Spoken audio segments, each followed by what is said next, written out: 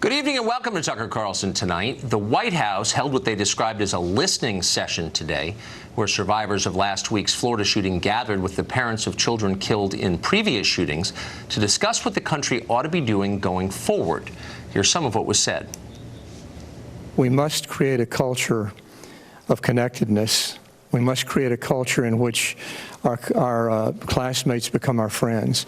Every single one of these school shootings have been from young men who are disconnected. One school shooting, and we should have fixed it. And I'm pissed, because my daughter I'm not going to see again. I want to feel safe at school. You know, senior year and junior year, they were big years for me when I turned my academics around, started connecting with teachers, and I started actually enjoying school.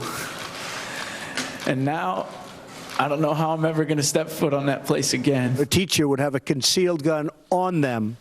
They'd go for special training, and they would be there, and you would no longer have a gun-free zone. Gun-free zone to a maniac, because they're all cowards.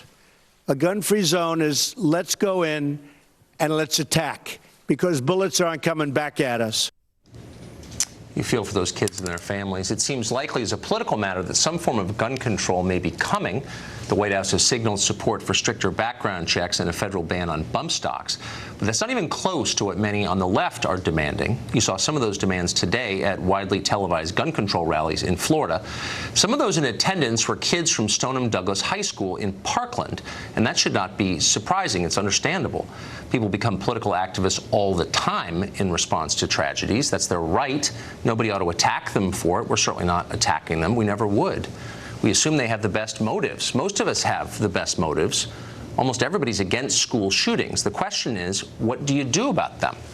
Now, if you watch a lot of cable news, you know that the answer is simple. You simply stop taking money from the NRA and you do something about guns. Not anything specific, just something. But first, you have to defeat the evil conservatives who love school massacres. Once you do that, the violence will go away like magic. That's what the demagogues on the other channels are telling you. They use the traumatized children of Parkland as a human shield. Ask them what they're calling for. Ask them to describe these policies that will supposedly fix everything. And these childless news anchors screech that you're attacking the children. It's funny, every January, thousands of other children come to Washington for the March on Life. Like the kids from Parkland, they're against killing. Some of them have had abortions. A few of them have survived abortions. Do the media hold these kids up as the last word on the subject? Do they attack anyone who questions them? Please. A lot of news outlets don't even bother to cover that march at all. All kids at any march, just like all Americans, have a right to talk, and to do so in public, to give their opinions anywhere, including on television. Unlike many on the left, we support that right unequivocally in every case. But the rest of us also have a right to add our voices to the conversation. We have an obligation to do that because we all have a stake in this country's laws. And the truth is, this is a remarkably complicated subject. That's why we haven't fixed it yet. Any answer has to balance our need for safety with the respect for the civil rights of individuals and an acknowledgement that this is a constitutional republic. It's not the set of Morning Joe. For example, pretty much everybody agrees that people with mental illness should not have firearms. That sounds simple, okay.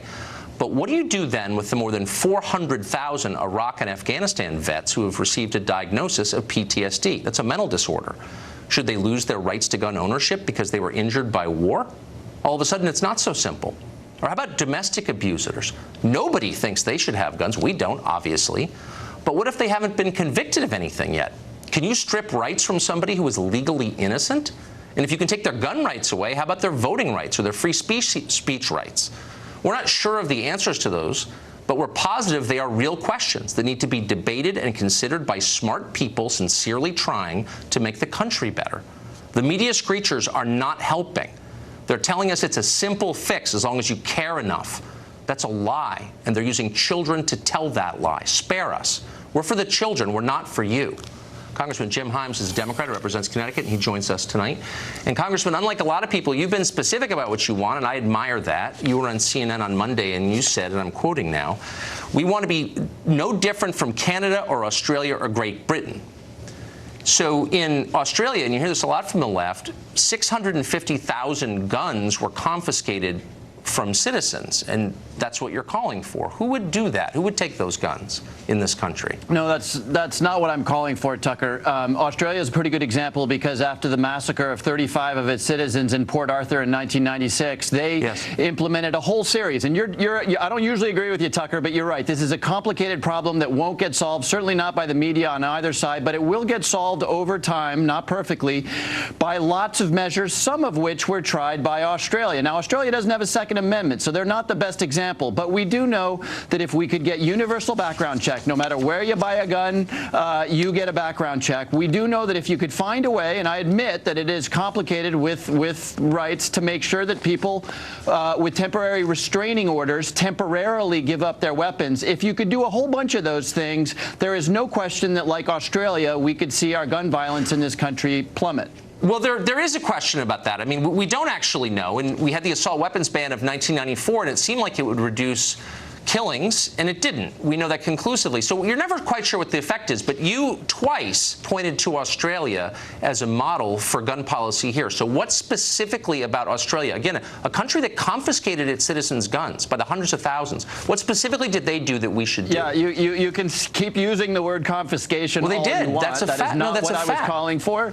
It is also a fact that they instituted a mandatory waiting period for the purchase of a gun. It is also a fact that they instituted a universal background check. Two things that we don't have in this country that might be considered constitutional. So you can leave the confiscation behind because that's not what anybody is talking about. But that was the essence. That was the essence of what they did. You're not allowed to own a gun in Australia except under circumstances where the government says you've somehow got a right to. Same with Great Britain. You pointed to Great Britain. In Great Britain, you're not allowed to own a gun. You have to prove that you should be allowed to have one.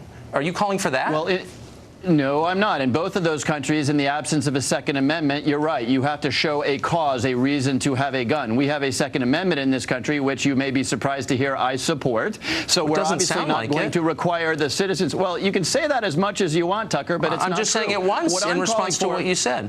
What I'm calling for is what, by the way, the president, I'm not usually in the habit of praising the president, what the president has said he's willing to consider. Things like tightening up the background check, things like restrictions on technology like bump stocks. Nobody's calling for confiscation or for everything they do in Australia and Great Britain. But look, you're the one. Just to be clear, don't paint. Well, hold on. Don't paint me as a demagogue. You just said this 2 days ago on CNN, and you pointed specifically to a country that got rid of gun violence because they got rid of guns. So I think it's a fair question for me to ask when you point to Australia, why are you not calling for confiscation? Because that's the core thing they did. First of all, Australia did not get rid of guns. There are still a lot of guns in Australia.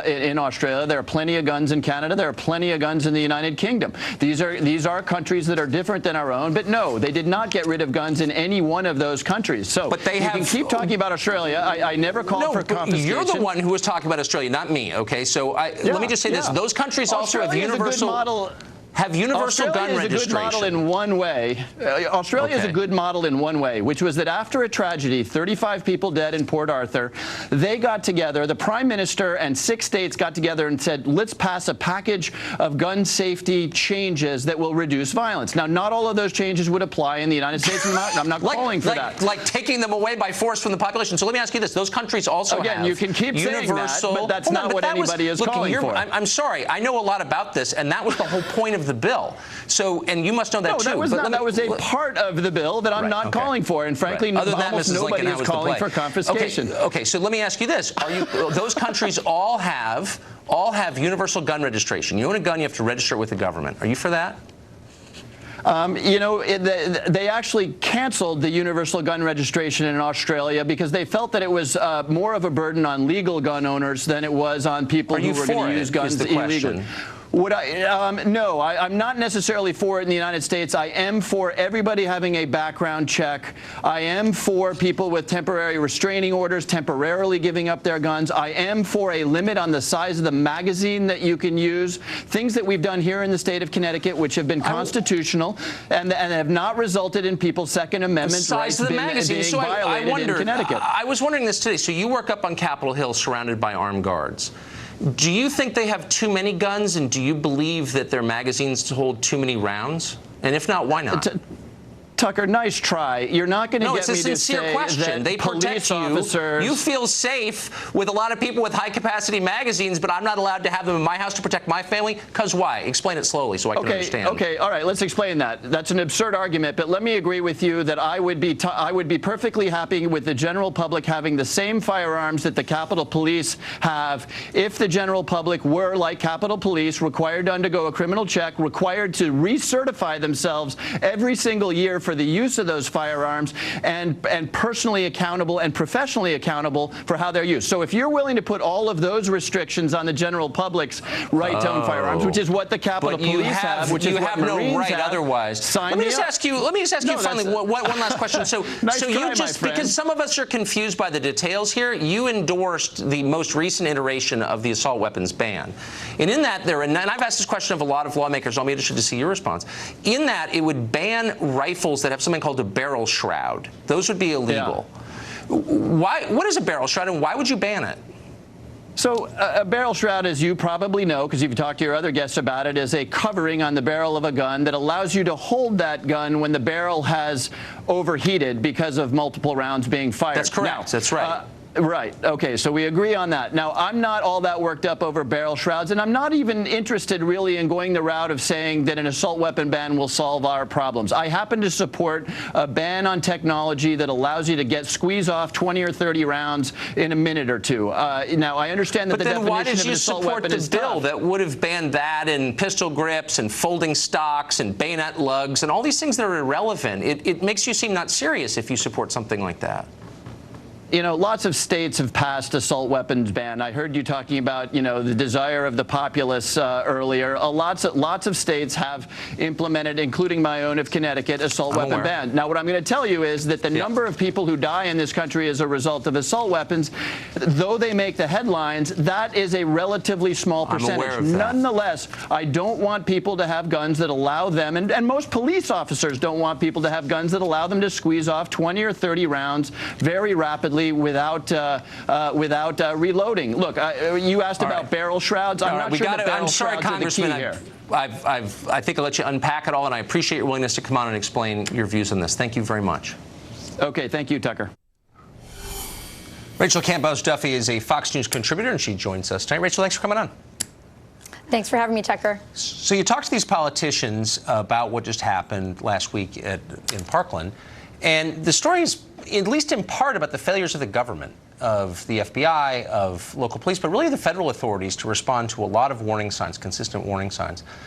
Should we be surprised that government officials just ignore that, and that the solution is always taking rights away from people who didn't do anything wrong and never holding to account the people who did, which is the FBI in this case? Why do they never mention that?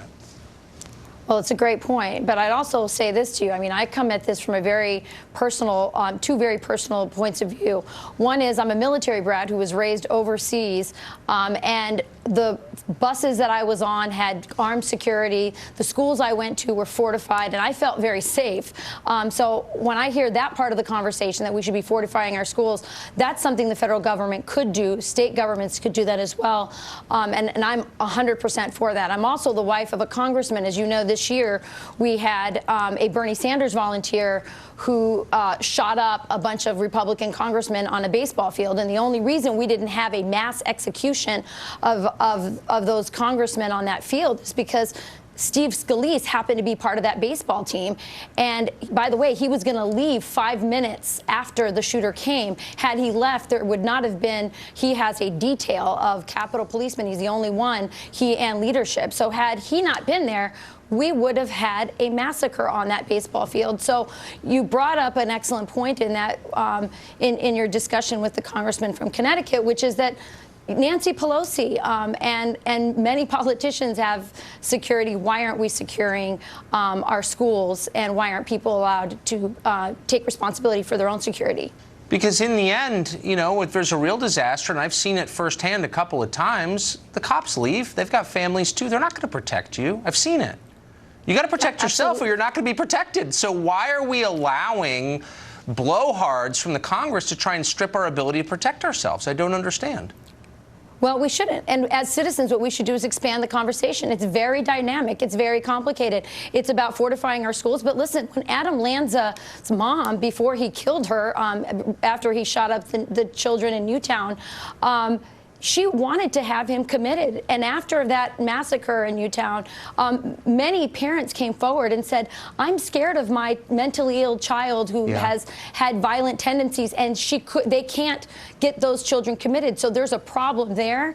For sure. And frankly, there's another problem, Tucker, that people don't want to talk about, and that is that we have a family crisis in this country. There are broken homes, broken families. There's a moral crisis, and we have families in schools that really, frankly, a culture that's unwilling to talk about right from wrong. No, you're right. That's also a part of the problem that Hollywood and the left is unwilling to talk about. Yeah, it's it turns out the complicated. nuclear family worked pretty well. We should have thought about that before we destroyed it. Rachel, thank you very much. Good point. Great to see you. Thank you, Tucker.